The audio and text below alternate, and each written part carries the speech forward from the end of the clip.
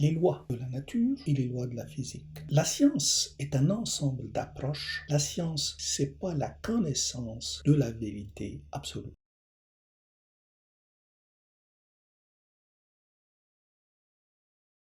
Prenons un exemple d'un phénomène naturel, la diffraction. Lorsqu'on a une source de lumière, c'est celle qu'on voit à gauche, celle-ci, elle va nous donner de la lumière blanche, et la lumière blanche, c'est l'ensemble des lumières colorées. Donc il y a la lumière rouge, verte, bleue, etc. Maintenant, pour avoir la bleue seulement, qu'est-ce qu'on peut faire? On peut intercaler un transparent bleu. Donc, une petite feuille transparente, puis on la colorise avec le bleu, et celle-ci va nous donner une lumière bleue. Cette lumière bleue, lorsqu'elle attaque une ouverture, c'est la chose qu'on voit en blanc dans le carré opaque. La lumière va traverser cette ouverture, puisque l'ouverture est carrée, on va voir derrière, tout à fait derrière, sur l'écran, sur le mur si vous voulez, une tache bleue, bien sûr sous forme carrée. Mais Grimaldi, au XVIIe siècle, il a observé autre chose. Il a observé des taches tout autour, un genre de halo tout autour de cette tache bleue. C'est la diffraction. Et la diffraction dit que la lumière ne se propage pas d'une façon rectiligne. L'optique géométrique n'est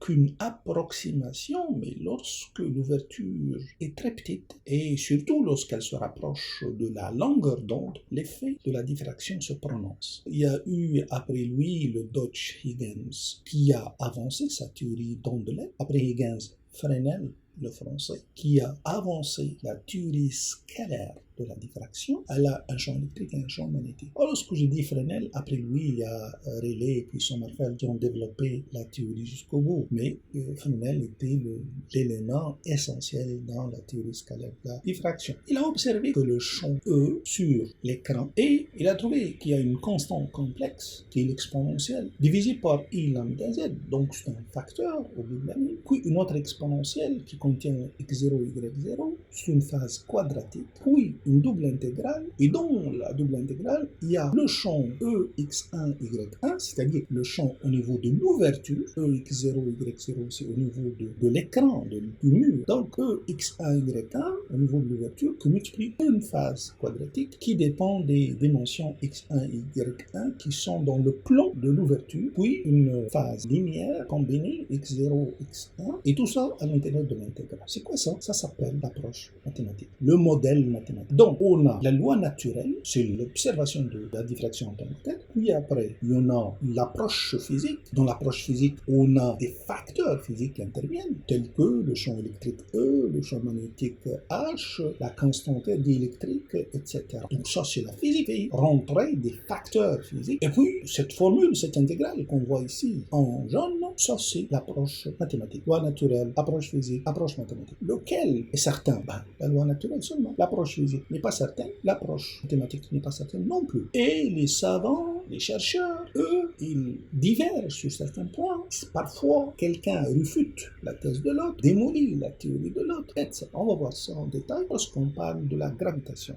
Alors, il y a des facteurs physiques, mais est-ce qu'on peut prouver que le champ électromagnétique existe? Non, il n'y a aucune preuve sur ça. On a seulement une preuve que le phénomène naturel que Grimaldi a observé existe, pas plus que ça. Et donc, cette approche physique, puis après, le modèle mathématique, est-ce que c'est important? Est-ce que ça sert à quelque chose? Bien sûr, c'est une approche qui se rapproche de la réalité. Et sans l'approche physique, sans le modèle mathématique, on ne peut pas utiliser ce phénomène. On ne peut pas faire des instruments, on ne peut pas faire un microscope, on ne peut pas faire un télescope, on ne peut pas faire une voiture, on ne peut pas faire un avion. Tout ça, parce que tout ça, ça se base sur des approches physiques et mathématiques. Mais on n'a pas besoin d'être exact, d'avoir la vérité absolue, exacte pour faire une voiture ou bien pour faire un microscope. On se rapproche de cette vérité à travers des modèles. C'est tout. Et donc, on voit les effets et on ne connaît pas les facteurs. On ne connaît pas les joueurs derrière tout ça. Encore une fois, l'approche physique et l'approche mathématique, les deux sont nécessaires pour utiliser ces observations scientifiques. C'est ça qui nous permet de faire des instruments. Alors voilà, des instruments sont basés sur les vérités absolues, pas du tout,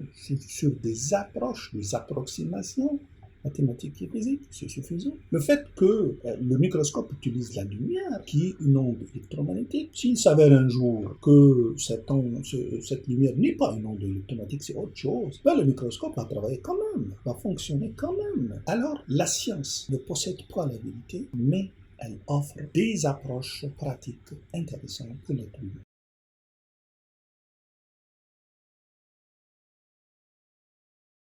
La loi de la nature, dans le cas de la gravitation, c'est que l'objet tend. Donc voilà, le stylo et le temps. Ça, c'est une loi naturelle. Si je répète ça demain, ça va se passer la même chose. Newton a dit qu'il existe une force qui s'appelle le poids. Et l'objet, la masse là, M2 dans ce cas-là, a un poids, a une force. Terre a un poids, a une force. Il y en a deux forces qui s'attirent. Le poids de l'objet qui va pointer vers la Terre et la Terre qui va pointer vers l'objet. Et puis, la force est proportionnelle au produit des masses que divise la distance entre l'objet et la Terre au carré. Donc, il a parlé de la force, de la masse, etc. sont des facteurs physiques. C'est une approche physique. Puis après, il a donné un modèle mathématique qui est le produit des masses sur la distance au carré. Pas une constante. Donc, loi naturelle, l'objet temps. Loi physique, c'est qu'il y a des facteurs tels que la force, etc. Modèle mathématique, c'est l'équation qu'on voit. Lequel est vrai, une seule chose, que les objets tendent. Donc, il a supposé l'existence de certains facteurs.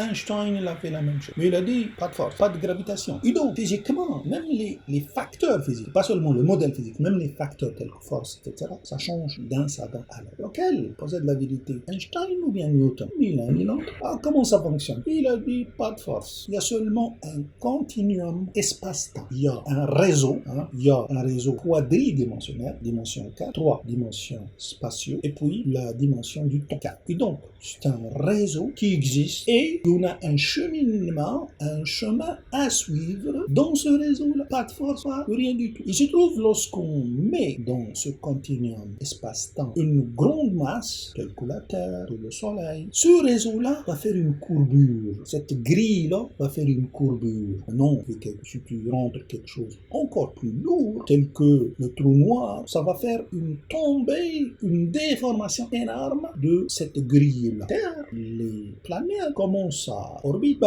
ils ont un cheminement dans cette grille-là. Pas de force, pas de rien du tout. Alors, il a utilisé d'autres facteurs physiques. Il a donné aussi une approche mathématique. C'est la dernière. Non, ce n'est pas la dernière. La mécanique quantique, c'est une autre forme.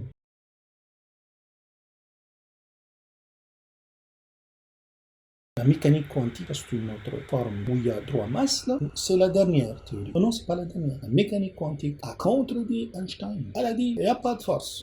Tel qu'Einstein. Mais elle a dit, le continuum espace-temps n'existe pas. De plus, c'est un continuum quadridimensionnel. 3 dimensions de l'espace, une dimension du temps. La 4e dimension du temps n'existe pas pour la mécanique quantique. Ce n'est pas une dimension. Donc, elle a refuté toutes les thèses d'Einstein. Lequel a raison? La mécanique quantique, Einstein ou bien Newton? Non, aucun n'a raison. Ce sont des modèles, des approches physiques et mathématiques. La chose qui est sûre, c'est que les objets tombent. Tout le reste n'est pas sûr. Non, c'est quoi la preuve de la mécanique quantique? Que ce que Einstein a dit n'est pas vrai. C'est l'expérience de la double forme. Alors, la particule, telle que l'électron, cette particule-là peut suivre 2 chemins différents en même temps. Si Einstein dit que le mouvement des objets, c'est pour suivre un cheminement qui est dicté par le continuum espace-temps, ici on a 2 chemins. On ne peut pas parler de cheminement d'un chemin unique dans l'espace-temps. Alors, il n'y a pas d'espace-temps. Les lois de la physique ne sont pas certaines. Et bien entendu, les lois de mathématiques ne sont pas certaines non plus. La chose qui est certaine, c'est la loi de la nature.